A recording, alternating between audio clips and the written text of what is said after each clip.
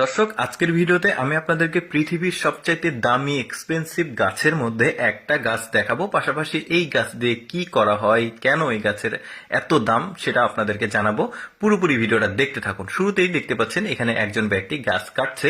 এই গাছটা দামি হবার পেছনের কারণটা বেশ কয়েকটা আছে। তার মধ্যে একটা হচ্ছে, এই গাছটা যখন কাটা হয় এই গাছের ভেতরের যে কাঠ, এটা ন্যাচারালি এইরকম কালার থাকে। সাধারণত আমাদের দেশের যে গাছ রয়েছে যেগুলো দিয়ে ফার্নিচার তৈরি করা হয়, সেই ফার্নিচার গুলোতে কিন্তু কাঠ দিয়ে ফার্নিচার তৈরি করার পর আলাদাভাবে কালার করা হয়।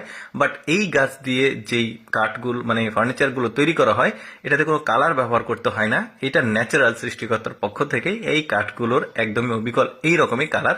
তো এটা দিয়ে কিন্তু একদমই এক্সপেন্সিভ যে রাজকীয় ফার্নিচার গুলো সেগুলো তৈরি করা হয়। বিশেষ করে যারা একটু উন্নত পরিবার, তাদের টাকা পয়সা অর্থবিত্তের একটু পাওয়ার দেখানোর জন্য এই রকম আসলে ফার্নিচার গুলো, এই কাঠের ফার্নিচার গুলো তারা বাসায় রাখে।